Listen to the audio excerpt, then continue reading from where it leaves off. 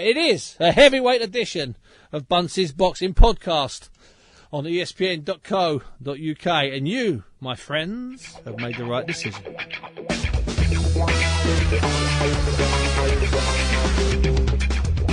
He was known as the Bayonne Bleeder. He took Muhammad Ali into the 15th round. He dropped Ali before being stopped in that final round. He inspired Rocky. Then he took Sly Stallone to court. He's been in prison himself. He fought George Foreman. That was bloody. He fought Sonny Liston. That was even bloodier. He fought Andre the Giant in front of 32,000 people. That wasn't bloody. It was just good entertainment. Bob Arum promoted it. He fought a bear who was 8'1" and 800 pounds called Victor. And that was ugly. It is, of course, Chuck Wepner, one of boxing's greatest characters and also one of boxing's most neglected quality fighters. Chuck, it's a delight and an honour to have you on the show. Now, let me just ask you this. You had 51 fights, but I'm guessing considerably more stitches. Oh, yeah. I had 328. 328 stitches picked up. A long and colourful career. I just wondered, Chuck, if you had $1 for every time somebody's asked you about Rocky, how rich would you be? I'd probably worth about $100 million. People ask me just about as much about Rocky as they do about fighting Ali for the title. How mad is that? That's not bad. I don't mind it. You know, most people are very, very nice, and you know, it was a great time in my life. I mean, how many guys get a shot at the championship? And you know, I was supposed to fight Foreman, and Ali knocked out Foreman after I beat Hinkie. I was supposed to get a shot against Foreman, and he got knocked out, and Don King got me Muhammad Ali instead, and the rest is history. The rest is history. How was Ali after the fight, Chuck? Because I know there's a famous story. Everyone talks about the negligee story, but what about you and Ali after the fight? Did you spend any time together? We spent a lot of time together. I toured with him for about a full week. We did a commercial thing in Washington, D.C. for the kids of Washington to brush your teeth. Yeah.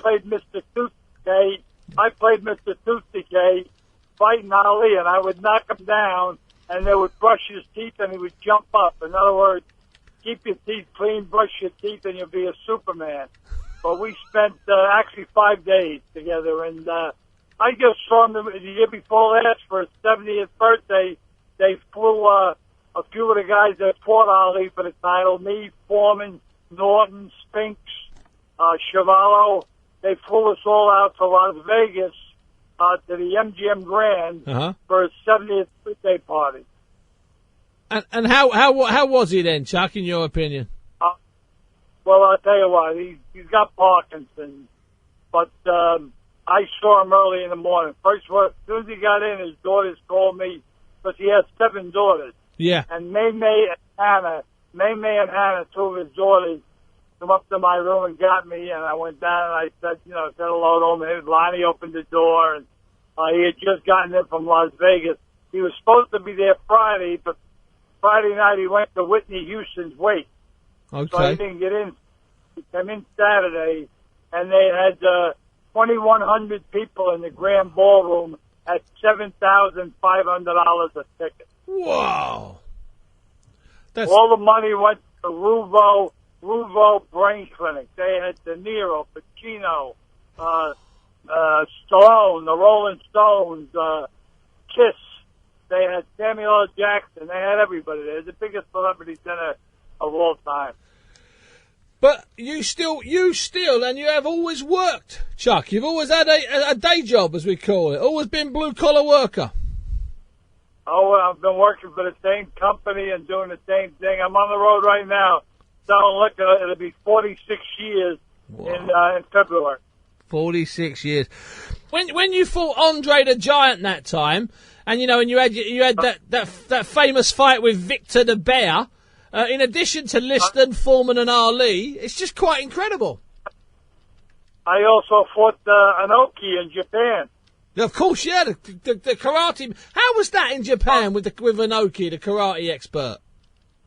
It was great. It was great. 16 days I was there, and Mr. Anthony Shima was the promoter of the great guy, and I lived in a penthouse for 16 days. I had a limousine at my disposal.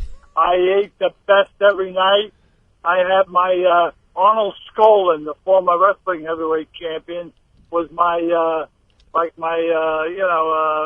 you might say my concierge while I was there. Brought a girl that I was going out with at the time, and we had a great time there. You know, I trained every day. When I did my road work, they had 100 cameramen follow me around. Wow. I went to the gym. They had 100, and there was no expense too large for me. Anything I wanted, all I had to do was sign for it. Unbelievable. And I know that a friend of mine talked to you about that time you had to fight Victor, the muzzled bear, who was 800 pounds, 8'1", down in Asbury Park, Bruce Springsteen country. How did that come about, Chuck? How did a man end up fighting a bear? Well, I fought that bear twice, you know. Not once, I fought him twice. I didn't know it was twice. Stock. Yeah, I fought him twice. Art Stock, who owned a bunch of clubs in New Jersey. He was a big club owner. He came up with the idea of Chuck Wepner fighting Victor the Bear. I fought him down in Asbury. Yep. And then I fought again in one of our nightclubs in Freehold. So, you know, it was a fundraiser. And, well, Victor got a little pissed off because I wasn't supposed to be hitting him in the nose. Yeah. The bear. But I did, and the bear, went a little crazy the first and second time. The second time, the bear remembered me. And I said to my manager, Al, this bear remembers me. Look at him. He's nuts over there. And my manager said, nah, he fought 1,000 guys since then.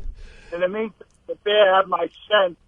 And when the bell rang, the bear stood up. He was over 8 foot tall. Yeah. And he growled.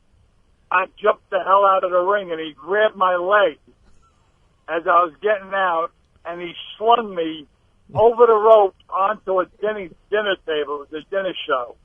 And the thing broke, and the referee started counting. He said, 3, 4. I said, 5, 6, 7, 8, 9, 10. That's it. Come on.